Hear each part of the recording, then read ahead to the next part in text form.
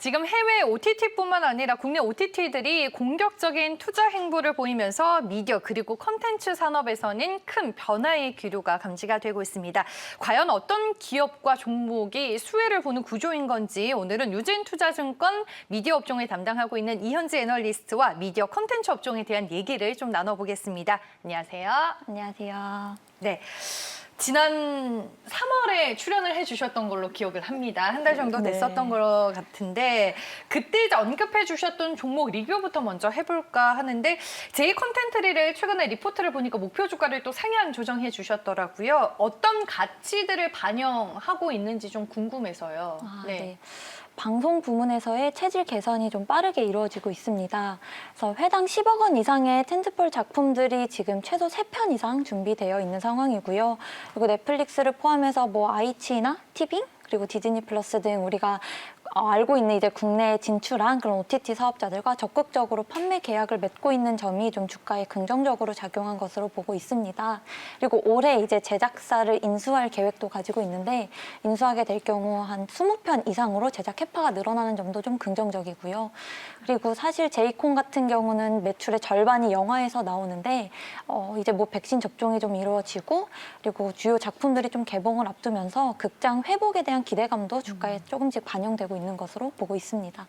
저도 뒤늦게 지금 시지프스를 좀 재밌게 보고 있는데 지금 뭐 드라마 같은 경우에도 좀 모멘텀이 많은 상황일까요? 제이콘텐트리는? 네, 사실 제이콘텐트리가 작년 12월부터 이렇게 주가가 급격하게 오를 수 있었던 배경이 드라마에서의 사업 체질 개선이었거든요. 네.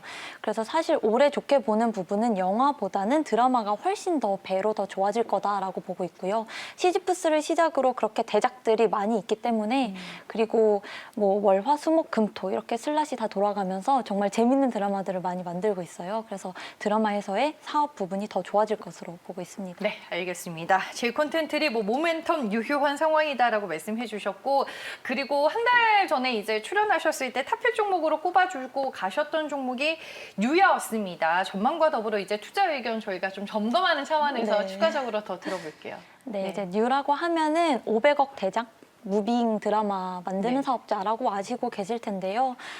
다 아시는 드라마 부분 말고 좀 다른 부분에서 말씀을 드리자면 사실 뉴는 드라마도 잘 만들긴 하는데 영화 투자랑 배급을 메인으로 하는 사업자입니다. 그래서 최근에 이제 헐리우드 투자사와 3년간 지분 투자 계약을 체결했고요.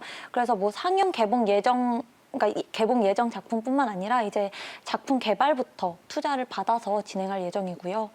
그리고 이번 4월 9일에 이제 뭐 신세계 마녀를 연출한 박훈정 감독의 낙원의 밤이 넷플릭스에 이제 공개가 됐는데요. 여태 넷플릭스에서 공개된 작품이 3개가 있는데 그중 2개를 뉴가 배급을 했습니다. 그래서 극장이 안 되더라도 이렇게 채널 사용을 좀 잘하는 사업자고요. 그리고 드라마 같은 경우도 최근에 12,200억을 발행을 했죠. 그래서 포트폴리오를 더 확대하겠다라는 의지를 보이고 있고 영화도 이렇게 든든한 투자사를 등에 업고 있으니 앞으로 성장성이 더 기대가 되는 회사입니다. 여전히 뭐 긍정적인 관점 유지해도 되는 종목인 거네요, 그러면? 네, 알겠습니다. 제이콘텐트리와 뉴에 대한 리뷰를 저희가 먼저 진행을 해봤고요. 최근에 이제 국내 증시 안에서 뭐 미디어 콘텐츠 업종이 또 상당히 강하기도 했고 시장에 큰 관심을 받았는데 그 이유가 뭐라고 정리를 해볼 수 있을까요? 네. 판이 커졌어요. 그러니까 국내에서 이제 넷플릭스만 독주하던 시장에 갑자기 올해 하반기 디즈니 플러스가 들어오고 그리고 이제 애플 TV 플러스도 곧 진출할 예정이고요. 그러다 보니까 좀 처음 진출하는 시장이라서 이 한국 사용자들을 사로잡기 위해서는 한국 콘텐츠 확보가 필수인 상황이거든요. 그래서 당연히 이 콘텐츠 제작사들에게 우호적인 환경이 지속될 수밖에 없고요. 그래서 대형사들은 좀 판매 단가 상승이 기대되고요. 중소형사들은 제작 편수의 증가가 기대됩니다.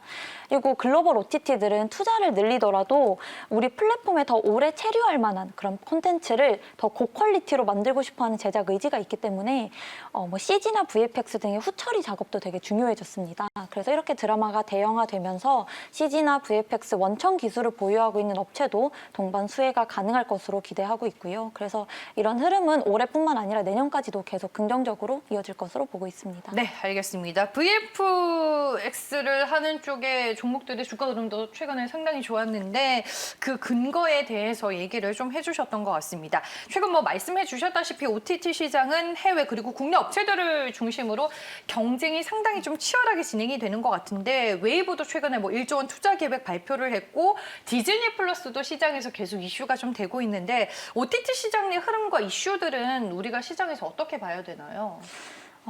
넷플릭스가 네. 작년 한국 시장에서 투자 대비 1.6배의 수익을 거뒀습니다. 네.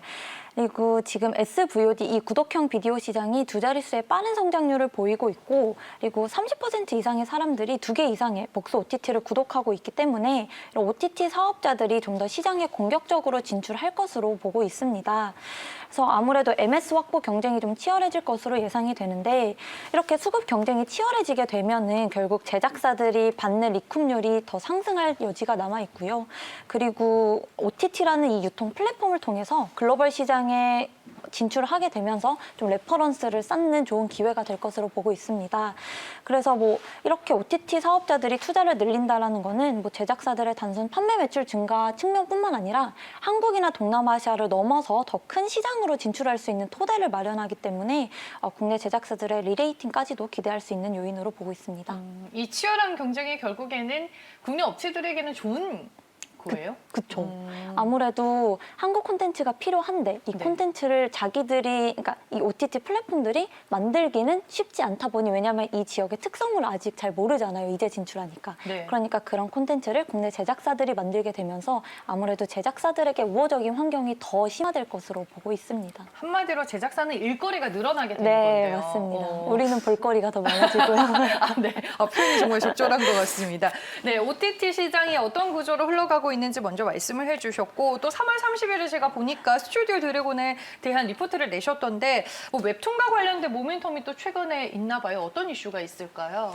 네. 스튜디오 드래곤은 정말 모범생 같은 회사예요. 정말 잘하고 있고 네. 앞으로도 잘할 게 눈에 보이는 회사인데요.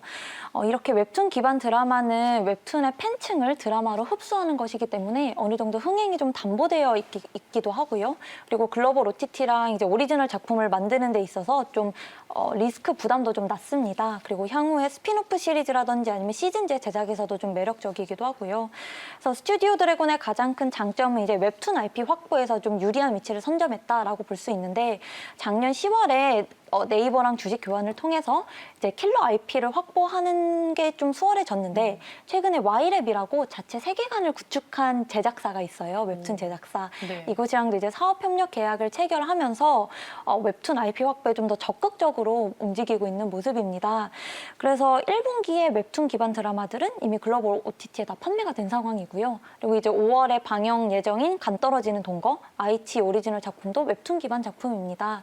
그래서 이렇게 웹툰 기반 작품들 제작이 더 활발해질 것으로 보이는데 여기에서 뭐 올해도 이제 작년과 비슷한 규모 혹은 그 이상의 작품들로 좀 질적 성장을 이어갈 것으로 보고 있습니다. 네, 알겠습니다. 스튜디오 드래곤 종목에 대한 투자 의견도 저희가 들어봤습니다. 오늘 이제 미디어 콘텐츠가 전체적으로 시장에서 어떤 모멘텀이 부각이 되고 있는지 얘기를 들어봤는데 뭐 중소형 제작사들은 뭐 일거리가 늘어나고 있는 상황이고 최근에 뭐 국내 증시 안에서도 좀 중소형주 위주로 많이 움직인 것 같기는 한데 미디어 콘텐츠 업종은 우리가 어떻게 투자 포인트를 가지고 전략을 세우는 게 좀 많이 도움이 될까요?